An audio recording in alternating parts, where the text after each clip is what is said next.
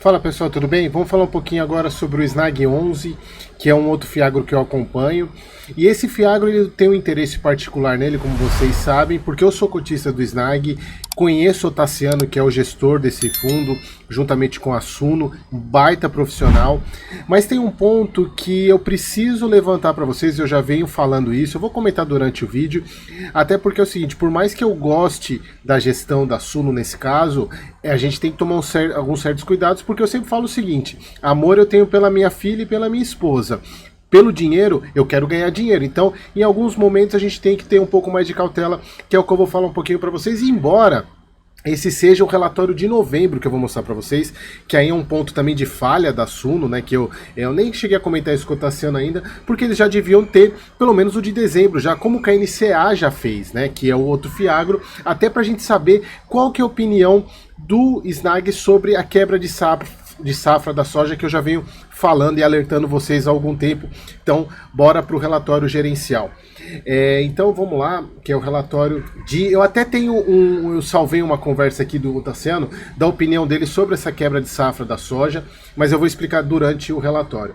Então, a distribuição por cota do Snag foi de 0,11, mesmo valor do mês passado, embora eles tenham usado um pouquinho de reserva, porque a distribuição dele foi, o resultado foi 0,10,4, então eles subiram para 11, então eles usaram um pouquinho. Dividend yield analisado excelente, deu uma... Desculpa pessoal. Deu uma queda na cota de mercado exatamente por causa do encerramento da emissão. Então muitas pessoas participam da emissão e quando a cota, o recibo vira a cota, acabam vendendo por causa de ancoragem, não, de ancoragem mesmo, da parte de... Não é ancoragem, agora eu esqueci o nome, é a operação de flipagem, a parte de flipagem que muitas pessoas fazem, né? Então aqui teve uma queda expressiva do número de cotistas que eu vou mostrar para vocês, caiu de 87 mil para 73 mil de outubro para novembro. Não temos um motivo explicado no relatório, mas eu vou dar minha opinião sobre ele daqui a pouco.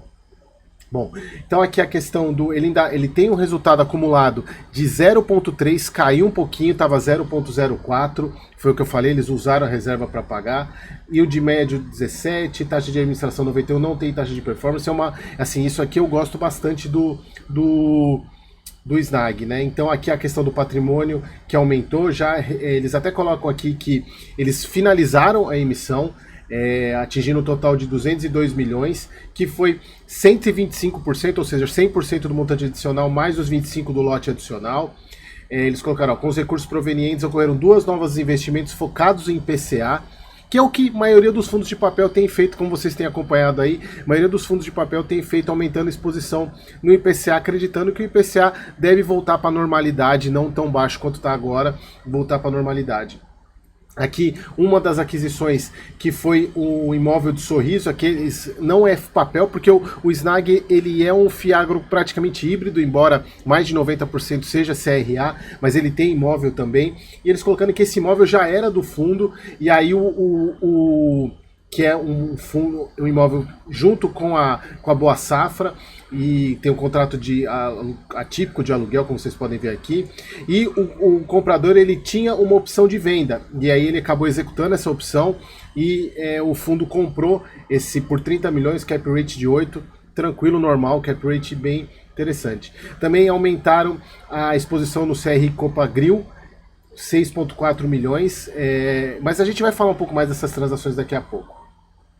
Então agora falando que o Snag possui um patrimônio de 500 milhões, e aqui um ponto que eles chamam a atenção, e até um dos pontos que eu falo para vocês, que eu acredito ser um dos principais motivos que a grande maioria das pessoas ainda não investem, os analistas ainda não cobrem os fiagros por ser um ativo novo, mas que é o ponto seguinte, como é um ativo novo, os fiagros ainda não têm um patrimônio grande suficiente para eles mesmos abarcarem um CRA inteiro. Então o que acontece? Um CRA, por exemplo, é abarcado por vários fiagros. Então eles colocam aqui que isso faz com que gere um risco sistêmico, porque se tiver um problema num CRA, pode gerar problema em todos os fiagros que tem aquele CRA.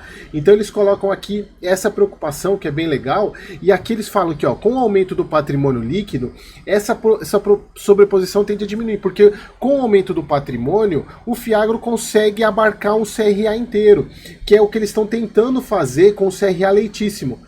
Esse aqui, no valor de 40 milhões, foi adquirido integralmente pelo Snag 11 após a terceira emissão, assim fazendo com que a gestão do CRA, né, na verdade, o devedor se torne apenas um fiagro. Então isso é importante para a própria indústria de fiagros, né, até para você poder ter uma diversificação e não correr o mesmo risco tendo 3 fiagros na carteira que tem o mesmo CRA. Isso é bem interessante.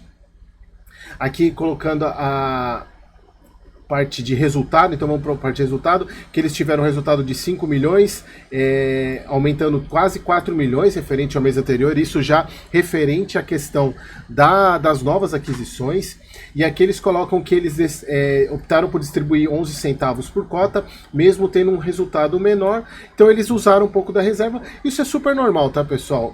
Embora... isso eu falo normalmente para fundo de papel, é muito importante trabalhar com essa reserva quase no mínimo, porque o dinheiro parado é dinheiro rendendo menos. Porque, por exemplo, você pega um fundo de papel rendendo CDI mais 4, ele vai estar com o dinheiro em caixa rendendo a CDI. Então é importante que ele aloque bem esses dinheiros, porque o custo-oportunidade vai caindo, né? Bom, aqui a parte de distribuição, mostrando que ele vem usando reserva, vem usando as reservas do fundo.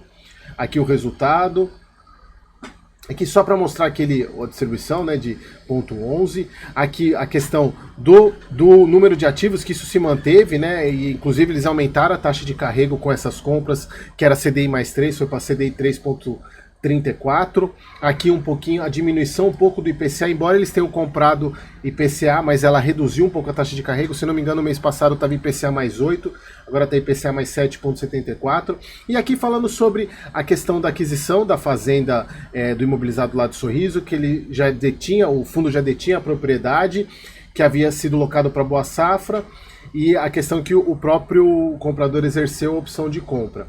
Aqui a questão da parte da cadeia, aqui a gente começa a falar um pouquinho da questão da minha preocupação. 61% do PL do fundo está pulverizado em produtores da Boa Safra, em produtores que compram sementes da Boa Safra, em CPRs basicamente. E é basicamente soja. E aqui a gente tem uma preocupação muito grande, eu pelo menos tenho uma preocupação muito grande, que é a possível quebra de safra que a gente vai ter quase que já meio que dada como certa, de mais de 30%, 40% nesse próximo ano, o que vai fazer com que esses produtores sofram muito, porque eles já anteciparam o recebimento dessa colheita. Imagina você antecipar o recebimento de uma colheita que vai ter quebra de 30%, 40%. Como é que ele vai fazer para pagar isso?